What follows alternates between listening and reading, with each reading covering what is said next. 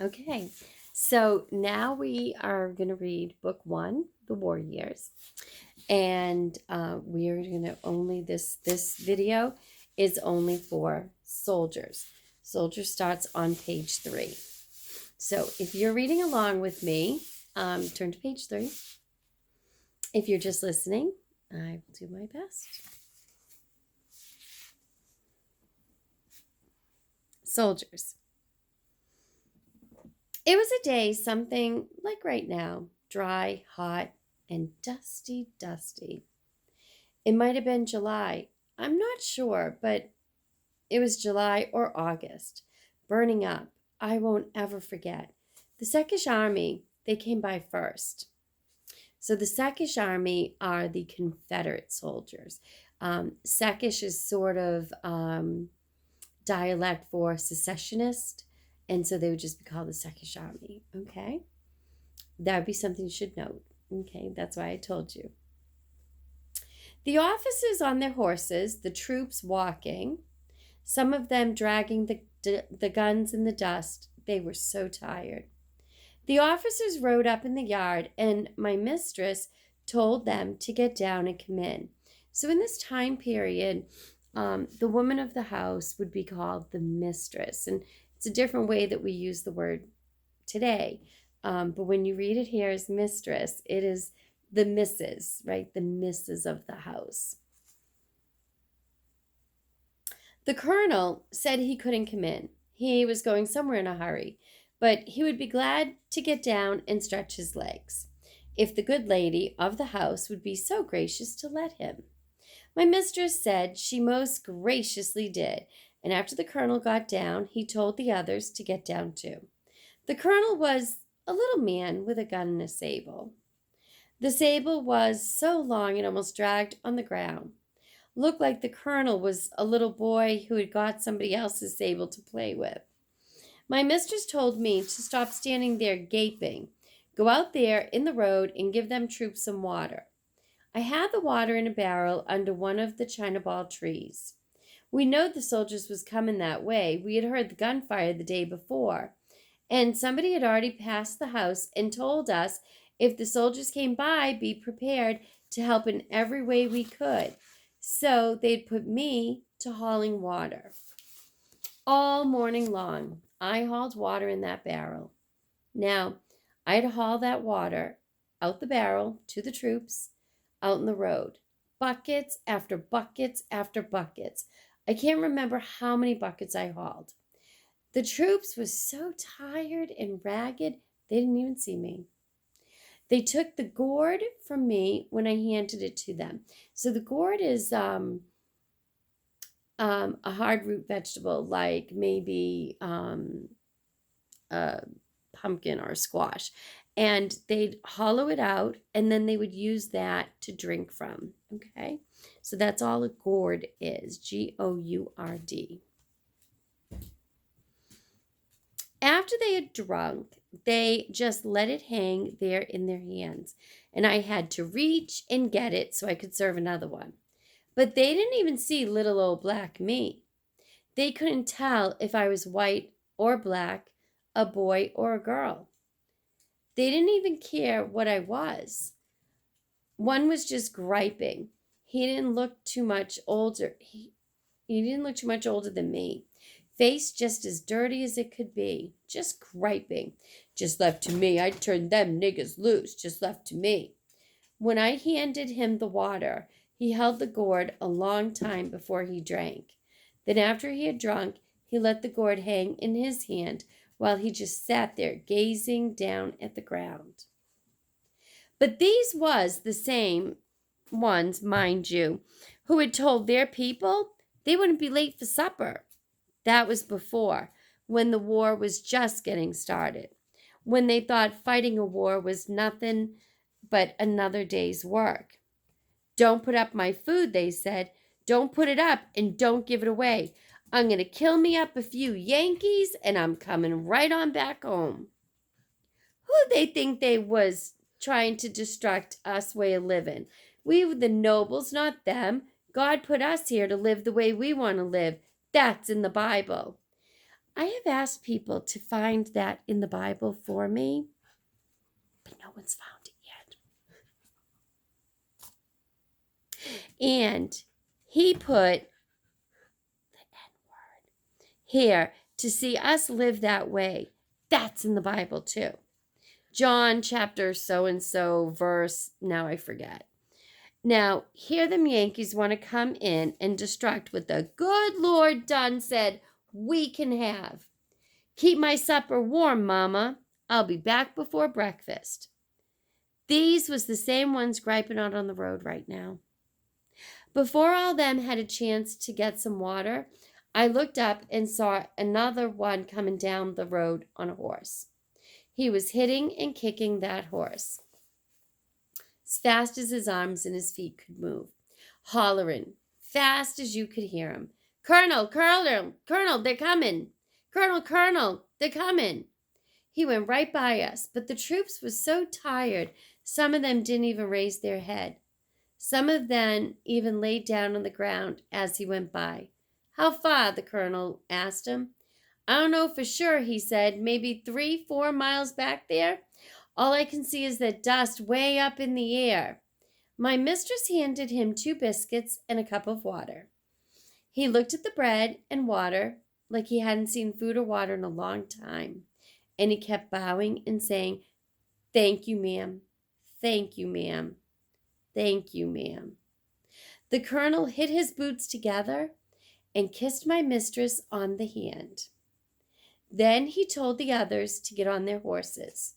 He hollered for them in the road to get them on their feet, too.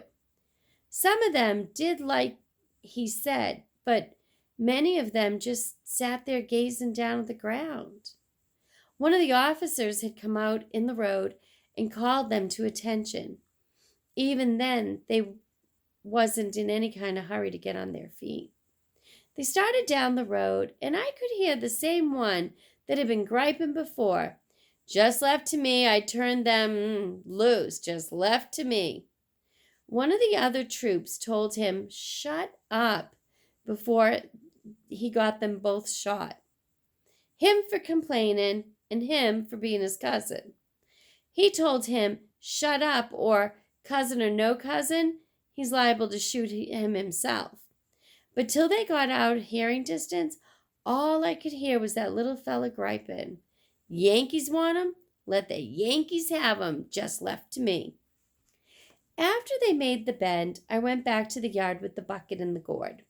My mistress was standing on the gallery watching the dust rising over the field and just crying. Sweet precious blood of the South, sweet precious blood of the South. Just watching that dust, wringing her hands and crying. Then she saw me standing there looking up at her. What you standing there for? She said. Go fill that barrel. What for, mistress? I said. They're gone now. Don't you think Yankees drink? She said. Go get them water. I gotta haul water for them old Yankees too? I said. Yes, she said. You don't want them boiling you in oil and eating you, do you? No, mistress, I said. You better get that water then, she said. A Yankee like nothing better than cooking up a little gal and chewing her up. Where the rest of them no count at, I wonder? They went hiding with master in the swamps, I said, pointing toward the back. Stop pointing, my mistress said. Can't tell where a Yankee might be. And you watch your tongue when they get here, too. You say anything about your master and the silver, I'll have you skinned. Yes, mistress. While I was standing there, one of the other slaves bust around the house and said, Master say come ask, that's all? Where your master at? My mistress asked him. Edge of the swamps there, he said, peeping round a tree. Go back and tell your master that ain't half of them yet, my mistress said. The slave bust back round the house, running faster than he did coming there. My mistress told me, stop standing there and go get the water. The Yankees didn't show up till late that evening, So that little fellow who had spotted the dust in the air had a keen eyesight or a bad judge of distance. The Yankee officers rode up in the yard just like the Suckish officers did. The Yankee troops plopped down side the road just like the other troops did. I got the bucket and the gourd and went out there to give them water. How many Rebs went by here? One of the troops asked me. I didn't see no Rebs, master, I said. Come now, he said. Who made all them tracks out there? Just us, I said. Wearing shoes, he said. Where are your shoes? I took mine off, I said. They hurt my foot. Little girl, don't you know you're not supposed to lie, he said. I ain't lying, master, I said. What's your name? He asked me. Ticey, master, I said. They ever beat you, Ticey? He asked. No, master. The troop said, I ain't a master, Ticey. You can be frank with me. They ever beat you? I looked back toward the house. I could see my mistress talking with the officers on the gallery. I knowed she was too far to hear me and the troop talking. I looked at him again. I waited for him to ask me the same question. They do beat you, don't they, Ticey? He said. I nodded. What they beat you with, Ticey? He said. Cat of nine tails, master, I said. Cat of nine tails is a type of whip. So typically, a whip is usually just, one whip. But a cat of nine tails is it would have what you'd hold, the wand, but then there'd be a whole bunch of whips here. So when they hit you, instead of one whip hitting you, it would be like 4 or 5 or 9 whips. So if you Google cat of nine tails, it'll show you what it looks like. Well, we'll get them, the troop said. 10'll die for every whipping you ever got. 10 houses will burn, another troop said. 10 fields too, another one said. One of y'all sitting there, take that bucket and go haul the water, the first troop said. Well, I better do it, master, I said. They whip me if I don't do my work. You rest, he said. Troop Lewis, on your feet. Troop Lewis got up real slow. He was tired, just like the rest. He was a little fellow, and I felt sorry for him because he looked like the kind everybody was always picking on. He took the bucket from me and went in the yard talking to himself. The other troop had to holler on him to get moving. What they whip you for, Ticey? He asked me. I go to sleep when I look after young mistress's children, I said. You nothing but a child yourself, he said. How old is you right now? I don't know, master, I said. Would you say 10, 11? Yes, master, I said. I ain't a master, Ticey, he said. I'm just an old ordinary Yankee soldier come down here to beat them Rebs and set you all free. You want to be free, don't you, Ticey? Yes, master, I said. And what you going to do when you're free? He asked me. Just sleep, master, I said. Ticey, you're not the only one going to just sleep, he said. But stop calling me master. I'm Corporal Brown. Can you say corporal? No, master. So what's happening here is he's giving her words like corporal, and she's really never said them before. And so when you think about like sometimes words that you learn in school and your teacher says, now repeat after me, you feel kind of funny saying it because you've never said it before. That's kind of where she's feeling right now. She doesn't know how to say it, and she's kind of feeling a little embarrassed. So we'll go back to that again. Can you say corporal? No, master, I said. Try, he said. I started grinning. Come on, he said. Try. I can't say that, master, I said. Can you say Brown? Yes, master. Well, just call me Mr. Brown, he said. And I'm going to call you something else Ticey. Ticey's a slave name, and I don't like slavery. I'm going to call you Jane, he said. That's right. I'll call you Jane. That's my girl's name back there in Ohio. You like for me to call you that? So I want to clarify something here too. He's saying that's my girl's name back in Ohio. And in the past, students have thought that he had a child. But when he said that's my girl's name, he meant his girlfriend. So his girlfriend's name is Jane. I stood there grinning like a little fool. I rubbed my foot with my big toe and just stood there grinning. The other troops were grinning at me too. Yes, he said, I think you do like that name. Well, from now on, your name is Jane, not Ticey no more. Jane. Jane Brown. Miss Jane Brown. When you get older, you can change it to what else you want. But till then, your name is Jane Brown. I stood there grinning, rubbing my foot with my big toe. It was the prettiest name I'd ever heard. And if any one of them ever hit you again, you catch up with me and let me know, he said. I'll come back here and I'll burn this place down. The Yankee officers got on their horses and came out on the road and told the troops, let's go. They got to their feet and marched on. And as soon as my mistress thought they couldn't hear her, she started calling my name. I just stood there. And I watched the soldiers go down the road. One of them looked back and waved at me. Not Troop Lewis. I reckon he was still mad at me. I grinned and I waved back. After they had made the bend, I stood there and watched the dust high over the field. I was still feeling good because of my new name.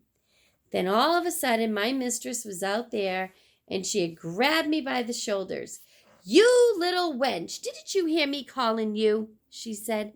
I raised my head high and looked straight in her face and I said, you called me Ticey. My name ain't no Ticey no more. It's Miss Jane Brown. And Mr. Brown say, catch him and tell him if you don't like it. My mistress got red in the face. Her eyes got wide, and for about half a minute, she stood there gaping at me. Then she gathered up her dress and started running for the house. That night, when the master and the rest of them came in from the swamps, she told my master I had sassed her in front of the Yankees. My master told two of the other slaves to hold me down. One took my arms, the other took my legs. My master jacked up my dress, so he lifted up her dress and give my mistress the whip and told her to teach me a lesson. So, you know what? Let's make a connection here, okay? In the story of Emmett Till, we know that that they get two black guys to help them hold down Emmett. That's what's happening here, right? He's making two slaves hold down Ticey so that the missus or the mistress can hit her or whip her on her bum, her bottom, with the whip. And that's her beating, okay? So there's a little connection there, right? Where Brian and Malam had two sharecroppers, two black men who were sharecroppers holding Emmett Till down while they were beating him, right? All right, so we made a connection there. Put a Post-it note there.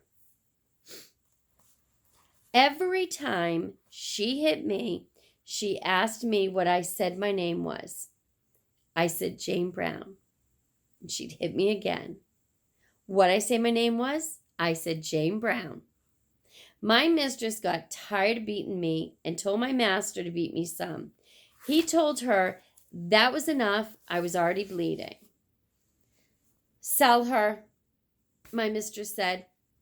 Who gonna buy her with them Yankees tramping all over the place, my master said. Take her to the swamps and kill her then, my mistress said. Get her out of my sight. Kill her? My master said. Brown come back here, ask about her, then what? I'll put her out in the field and bring another one up here that can look after them children. They put me in the field when I was 10 or 11. A year after that, freedom come. So there's a lot of stuff that's happening in this chapter. We get a sense that the Second Army, the Confederates, the wars lasted much longer than they expected it to last, and they're tired.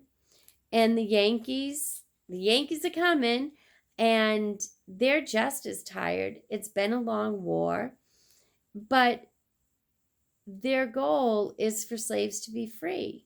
And so, he says that to Jane, and that means something. And even though Jane doesn't know where Corporal Brown is going, it doesn't matter, because there was such a fear of the Yankees because they were powerful. They won the war. And, the master was more concerned, like, crap, if they come back here and Jane's not here, like, they're going to kill us. So, they were afraid of just that little meeting that Corporal Brown and Ticey had. But it changes Ticey's life forever. And changing her name changes her forever. A lot of you have said that Jane is determined. And we see her determination when she, even though she's getting beaten, and she keeps insisting, my name is Jane Brown. So hit me all you want, it's still going to be Jane Brown. And she refuses to go back to her slave name. I hope you like Jane, because I love her. I think she's a great character. Our next chapter is going to be freedom. I'm going to stop the video here, and I want you to put a couple post-it notes in here on a couple things that I might have said that were important, or if there are some things you found important, okay? And I'll see you right back here whenever you're ready to do the next chapter, freedom.